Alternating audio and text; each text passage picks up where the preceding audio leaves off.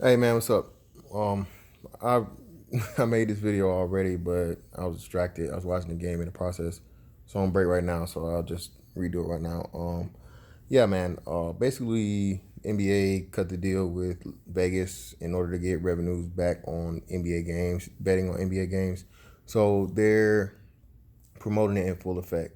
Last night during the TNT segment post game, they sent directly from the TNT2 studios out to, I guess, where they described it. I'm thinking like on site in Vegas, and pretty much gave you a crash course in sports betting. Um, like I said before, I didn't say it's on here, but I said it on Facebook a while back. Man, the NBA is going to catch up and surpass the NFL. I'll say within the next 5 to 7 years. Um, the progressive movement they have, where everybody's inclusive, the WNBA. That's why they're keeping the WNBA afloat, even though nobody really watches that shit.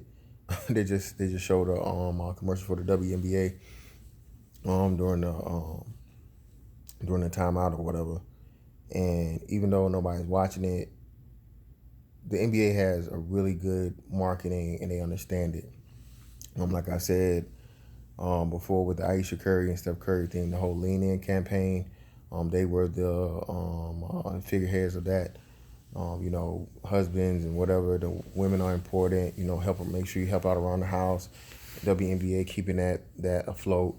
Encouraging girls to get involved in the game of basketball, which everybody knows. Like if you watch the WNBA, 9 times out of 10 you're gonna watch the NBA because the NBA is 10 times more fucking exciting than the WNBA. And the truth of the matter is, girls and women don't even watch the shit. But for the sake of they see that as a small sacrifice in order to keep that progressive line open, and especially the WNBA acts as more than anything the progressive ideology of the alternative lifestyle group, if you know what I mean. Not gonna get into it, but the whole "Be True" campaign that Nike started, the first sports league that it was catered to was the WNBA. We all know the alleged orientation of most of the females in the WNBA, and we'll just leave it at that. All right. The NBA and basketball itself is just spreading worldwide. NFL is trying to do like the Euro League thing or whatever, a couple of European games, but the NBA has games in Mexico. They have games in Africa.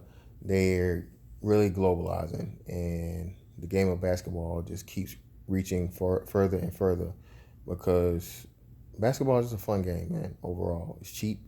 Hell, you don't even really need an official goal or whatever. People still play in, crates or peach baskets or what have you.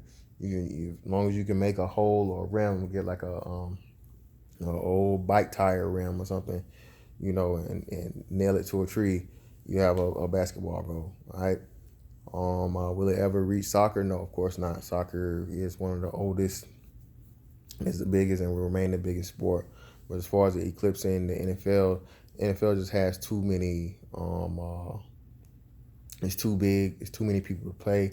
It's too violent. They keep coming out with more and more information of showing like these people, and people at the top of their game. Like I always say, when Megatron just says I'm done, and this guy is slated to be probably one of the arguable top three wide receivers of all time. Cam Chancellor just had to retire last year due to his injury. He, the Legion of Boom, and his career was extremely short.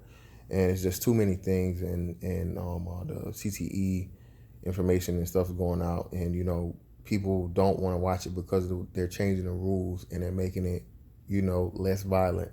But that's the whole purpose of football. It's violent. The big hits, somebody getting concussed and knocked the fuck out. A motherfucker getting hit to the point of where they lose consciousness and fumble the ball or whatever. It's like people seeing the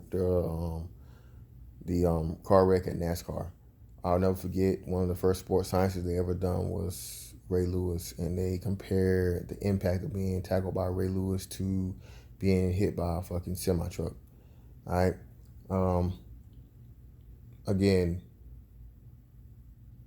oh, and the NBA putting LeBron out there too to a couple of years back to say I would never let my sons play football. It's just too dangerous and so on and so forth. So again, the NBA is extremely good at marketing, man. They understand how to talk to people, how to captivate the public and their viewing audience. Um, this betting thing is just going to take them, you know, on and upwards as far as revenue goes.